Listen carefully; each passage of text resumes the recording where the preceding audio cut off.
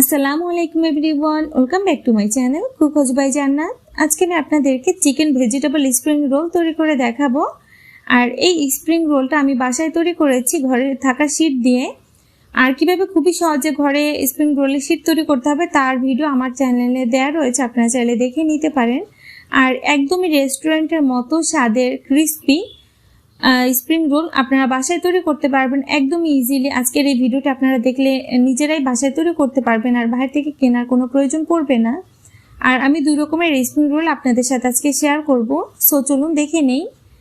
আর এই জন্য প্রথমে আমরা এখানে কিছুটা চিকেন নিয়ে নিয়েছি, অর্থাৎ একটা চিকেনের অর্ধেকটা বুকের মাংস আমি প্রথমে লবণ, গোলমরিচ আর আদা রসুন দিয়ে আর সামান্য 1 টেবিল চামচের মতো তেল দিয়ে একটু সেদ্ধ করে নিয়েছি। আর পানিটা একদমই চিকেনের সাথে শুকিয়ে নিয়েছি যাতে করে মশলাটা কোনোভাবে বাহিরে বের হয়ে না যায়। আর এই তো তারপরে যখন একদমই সেদ্ধ হয়ে যায় এটাকে 2টা কাঁটা চামচের সাহায্যে আমি ছাড়িয়ে নিচ্ছি। আর বাকি উপকরণ আমি রান্নার সময় দেখিয়ে দিব। এই জন্য চুলা একটা প্যানের মধ্যে আমি 2 টেবিল চামচ পরিমাণে সয়াবিন তেল দিয়ে দিলাম। আর এখন এর মধ্যে দিয়ে দিচ্ছি প্রায় 1 কাপ পরিমাণে পেঁয়াজ কুচি, আর দিয়ে দিচ্ছি প্রায় 4-5টার মতো কাঁচামরিচ কুচি। আর পেঁয়াজের পরিমাণটা একটু বেশি লাগবে। আর তারপরে এর মধ্যে আমি দিয়ে দিচ্ছি প্রায় 1/2 চা চামচের মতো হবে গোলমরিচের গুঁড়া। এই তো, আর এখন এটাকে জাস্ট একটুখানি সফট করে নিব, কোনো প্রকারের এটাকে কালারফুল করা যাবে না, গোল্ডেন কালারও করা যাবে না, জাস্ট একটু নরম হয়ে আসবে সেই পর্যায়ে এখানে আমি 3 কাপ পরিমাণে বাঁধাকপি কুচি দিয়ে দিলাম। আর এখানে টোটাল আমি 3 কাপ নিয়েছি, আপনারা বাড়িয়ে কমিয়ে করতে পারবেন। আর এটাকে এই জন্যই চুলায় দিয়েছি যাতে করে এই বাঁধাকপির ভিতরে যে পানিটা রয়েছে ভেজিটেবলের পানিটা একদমই শুকিয়ে যায়, যাতে করে যখন আমরা এটা রান্না করব তখন আর কোনো পানি ছেড়ে না দেয়। আর আমরা যে চিকেনটাকে ছাড়িয়ে রেখেছিলাম সেই চিকেনটাকেও এর মধ্যে দিয়ে দিচ্ছি। আর চিকেনের মধ্যে কিন্তু লবণ দেওয়া রয়েছে, এর জন্য বুঝে শুনে দিতে হবে। আর এখানে আমি দিয়ে দিলাম 1 টেবিল চামচ পরিমাণে হবে সয়া সস, আর দিয়ে দিচ্ছি স্বাদ মতো লবণ। সয়া সসে অনেকটা লবণ থাকে, এই জন্য লবণের পরিমাণটা কম দিবেন। আর এখানে আমি দিয়ে দিচ্ছি টমেটো কেচাপ প্রায় 1 টেবিল চামচের মতো। এই তো এখন খুব ভালো করে মিশিয়ে নিচ্ছি। আর এটাকে বেশিক্ষণ রান্না করা যাবে না, একদমই হাই ফ্লেমে এটাকে রান্না করতে হবে। লো ফ্লেমে এটাকে রান্না করলে দেখা যাবে যে এটা থেকে পানি বের হতে শুরু করবে। আমাদের এটার পানিটা একদমই শুকিয়ে নিতে হবে, কোনো প্রকারের পানি দেয়া যাবে না। আর এই পর্যায়ে এসে এখানে আমি দিয়ে দিচ্ছি প্রায় 1 টেবিল চামচের মতো হবে এখানে টমেটো সস দিয়ে দিলাম। আর টমেটো কেচাপ, টমেটো সস, তারপর হচ্ছে সয়া সস, এর মধ্যে যথেষ্ট লবণ থাকে, এই জন্য লবণের পরিমাণটা একটু কম করে দিবেন। এই তো হয়ে গেছে। আর এখন এটাকে আমি নামিয়ে একদমই ঠান্ডা করে নিচ্ছি। আর এদিকে একটা বাটির মধ্যে আমি নিয়ে নিচ্ছি 3-4 চামচ পরিমাণে ময়দা, আর 1/3 কাপ পরিমাণে নিয়ে নিচ্ছি পানি। আর এখন এই পানি দিয়ে এই ময়দাটাকে খুব ভালো করে আমি মিশিয়ে একটা ঘন ব্যাটার তৈরি করে নিব। ঠিক যেরকম ব্যাটার দিয়ে এটাকে আমরা যাতে সিল করতে পারি, আমরা যে রোলটা তৈরি করব রোলটা যাতে খুবই সহজে এই ব্যাটারটা দিয়ে সিল করে নেওয়া যায়, অর্থাৎ মুখগুলো বন্ধ করে নেওয়ার জন্য এটা আমাদের কাজে লাগবে। আর এদিকে আমরা যে চিকেন আর ভেজিটেবলের পুরটা তৈরি করেছিলাম এটা এরই মাঝে একদমই ঠান্ডা হয়ে গেছে। আর এদিকে দেখতে পাচ্ছেন আমি কিছু শীট তৈরি করে নিয়েছি, এটা আমার ঘরেই তৈরি করা, একদমই ইজিলি, একদমই 10 থেকে 15 মিনিটে আপনারা এরকম সহজ শীট বাসায় তৈরি করে নিতে পারবেন। আর এরকমই পাতলা শীট হবে আর রেস্টুরেন্টের মতনই হবে। আশা করছি আপনারা আমার ওই ভিডিওটিও দেখবেন, ওই ভিডিওটা আমার চ্যানেলে দেওয়া রয়েছে। আর এখান থেকে কিছুটা পুর আমি এই শীটের একটা কর্নার থেকে দিয়ে নিয়ে এটাকে জাস্ট একটু রাউন্ড শেপ করে মুড়িয়ে নিব।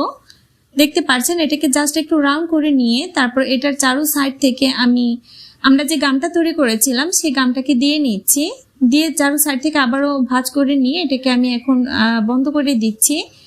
এটা আসলে আপনারা একটু দেখে বুঝে নেবেন, আপনারা একটু দেখে নিলে আমি জানি আপনারা আমার থেকে অনেক ভালো করে করতে পারবেন।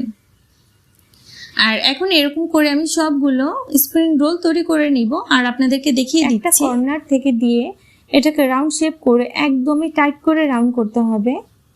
আর তারপর এটার চারপাশ থেকে আমি গামটাকে লাগিয়ে নিচ্ছি। আর এই স্প্রিং রোলের ভিডিওটি আমার চ্যানেলে দেওয়া রয়েছে, শীটের ভিডিওটি। আর একদম ইজিলি আপনারা এই শীটটা তৈরি করতে পারবেন একদম অল্প সময়ে। আসলে আপনারা দেখলে নিজেরা বুঝতে পারবেন যে কত সহজে এরকম স্প্রিং রোলের বা সমোসার পেস্ট্রির শীট তৈরি করা যায়। নিজে বাসায় তৈরি না করলে বুঝতেই পারবেন না। এই তো হয়ে গেল। এরকম করে আমি সবগুলো তৈরি করে নিব। আর একটা বড় সাইজের যে শীট, সেই শীটটাকে আমি একটা নাইফের সাহায্যে 4 ভাগ করে নিয়েছি, অর্থাৎ একটা রুটি আমার 4 ভাগ করে নিয়ে এখন এগুলো দিয়ে ছোট সাইজের স্প্রিং রোল তৈরি করব, ঠিক যেরকম রেস্টুরেন্টে ছোট সাইজের স্প্রিং রোল তৈরি করা হয়। আপনাদেরকে আমি সব রকম ভাঁজ করে দেখিয়ে দিচ্ছি।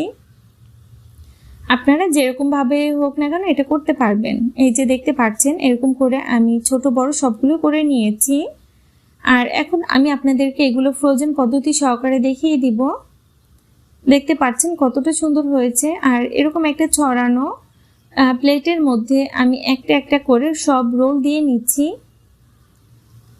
এগুলো একটা পার্ট দেওয়া হয়ে গেলে এর উপর থেকে আমি একটা র্যাপিং পেপার দিয়ে খুব ভালো করে র্যাপ করে দিব, যাতে করে এর মধ্যে উপরে যখন এগুলো রাখবো তখন আর একটার সাথে একটা লেগে না যায়, বা যখন এটা ডিপ ফ্রিজে রাখবো ফ্রোজেন হলে এটা যাতে আবার ঘাম দিলে এটা পানিটা নিচে চলে না যায়, এই জন্য এরকম করে আমি সব রেখে দিচ্ছি। আর এই অবস্থাতে আপনারা 1.5 থেকে 2 মাসের মতো এরকম স্প্রিং রোল বাসায় সংরক্ষণ করে রেখে দিতে পারবেন। যখন প্রয়োজন হবে তখন আধা ঘন্টা আগে ফ্রিজ থেকে বের করে রেখে দিবেন।